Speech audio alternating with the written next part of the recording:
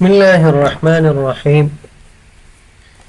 نن په ایکسل پروګرام کې په ډیټا ټایپ کې زمونږه درس چې دی وات اف انالیسس کې ګول سیک دی. تیر ورځ مو سینیرو منیجر لوستی او نن چې دی ګول سیک وایي. ګورې ګول هدف ته وایي، سیک لټولو ته وایي. مثال یې تاسې ته وایم، فرضاً دلته لیکئ چې سبجیکټ، دلته لیکئ مارکس. مثال لیکئ چې انګلیش، کمپیوټر، دری، پښتو، ساينس. دا مضامین دي. دې هر یو ته نمرې ورکوي. فرض مثال د دې نمرې دومره شوي، د دې دومره شوي، د دې دومره شوي، د دې دومره، د دې دومره شوي. اوس دا ټوټل کوو. الټ ډبل ایکول سره هم دا ټوټل کولی شئ. اوس راځو، فرضاً یو کس دی، هغه چې دی مثال د سوي یا لیاقت امتحان ورکوي، خو نمرې کمې دي. نو ته وایې چې د دې نمرې باید ټوټل 300 شي. د ده ټوټل 300 نمرې په کار دي. اوس دا 209 دي، نو باید دا ټوټل 300 شي. نو چې 300 کې کم یو مضمون کې باید نمرې زیاتې شي تر څو زموږ هدف ترلاسه شي او 300 نمرې شي. دې لپاره به تاسې راشئ واټ اف انالیسس کې په ګول سیک باندې به کلیک وکئ.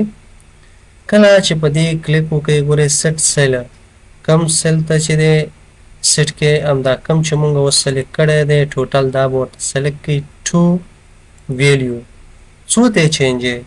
اوس دا 209 دي، ستا څو پکار دي؟ زما 300 ټوټل پکار دي. بای چینجینګ سیل، کم سیل کې غواړي چې نمرې زیاتې شي، چینج شي. زه ورته وایم چې دغه کمپیوټر کې 2 شي، دا باید چینج شي. تاسې دا اوکې کې اوس وګورئ، اتومات به تاسې ته چې دی ټارګیټ ویلیو 300 ده. نو ټوټل تا ته څو شو؟ ویلیو 300 شو. دلته به نمرې څو راشي؟ 350. یا مثال ته وایي چې فرضاً ما ته چې دی په کار دي 350 نمرې، یا مثال 320 نمرې په کار دي. صحیح ده؟ زه به دا کنټرول زیډ کوم بیرته. نو دې دپاره به څه کار وکړئ؟ بیا به راشئ دلته ګول سیک ته، او دلته چې دی چینج سیټ سیل کې چې دی همدغه سیل به انتخاب کړئ.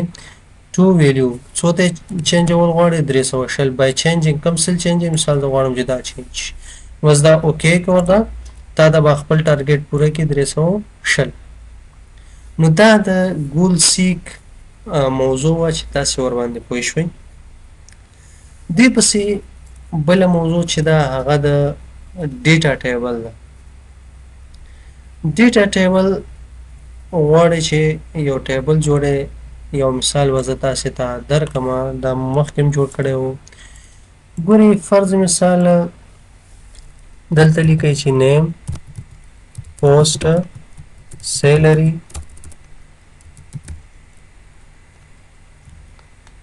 اوس راځو دلته لیکو مساوي. دې ډیټا ټیبل جوړولو لپاره به تاسې څه وکئ؟ دې لپاره به تاسې راځئ دلته یو دغه به سیلونه به سره ضربوئ. دلته راځو، مثال لیکو ایکول A1 ملټیپلای بای شفټ اته وهئ، بیا چې دی B1 دا به انټر کړئ. او دلته به راشئ ولیکئ چې 1 2. دا به دې خوا ته لږ ډرای کړئ. زه به دا سایز لږ کم کړم چې تاسو ته صحیح معلوم شي. دلته فرض مثال تاسو د میاشتو چې دی دا به زه سلیکټ کړم ټوټل او مرچ به کړم. مثال دا لیکئ مانثس.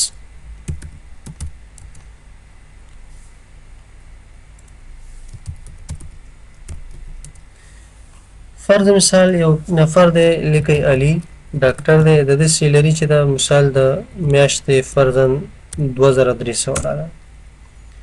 نو د ده اوس تاسې محاسبه کوئ چې د یو میاشتې به څو شي، د دوو به څو شي، ټوټل یې د 3، د 4، د 5.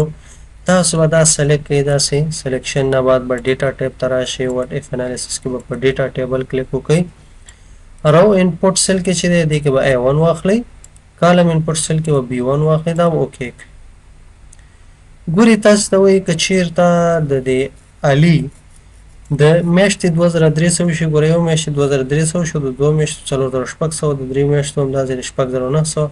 فرض مثال یو بل کس راځي دلته جان انجینر دی، د ده سیلري فرض که د میاشتې چې دا $300 ده، انټر یې کوي. تاسو ته ګوره دا اسټیمیشن کوي چې د یو میاشتې 300 شو، د دوه 600، د دریو چې دی 900، د څلور هم داسې. فرضاً یو بل نفر راغی د نور په نوم، دا مثال ګار دی، د ده سیلري 200 ده. ګورې اتومات تاسې ته یې محاسبه کوي چې د یو میاشتې دومره، د دوو دومره، د دریو دومره. اوس تاسې په دې طریقه که چیرې تاسې سره کارمندان وي، تاسې کولی شئ چې د دوی د څو میاشتو سیلري تاسې ټوله اتومات جمع کړئ. مثال زه راځم دې ځای نه، فرضاً دا به انټر کړو.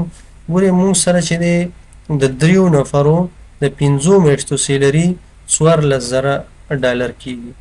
نو په دې طریقې سره موږ کولی شو چې د مثال د کارمندانو د څو میاشتو سیلري چې دا ټوټل هم راوباسو، د هر یو جدا جدا ټوټل حساب کړو، د ټولو مجموعه هم چې دی راویستلی شو. په دې طریقه موږ کولی شو چې د یوې ادارې لپاره د کارمندانو سیلري په اسانۍ سره که میاشتني ډول وي او که هغه د څو میاشتو وي او که د کال وي، په اسانۍ سره کولی شو چې محاسبه کړو. نو دا د ډیټا ټیبل چې تاسې ورباندې پوه شو.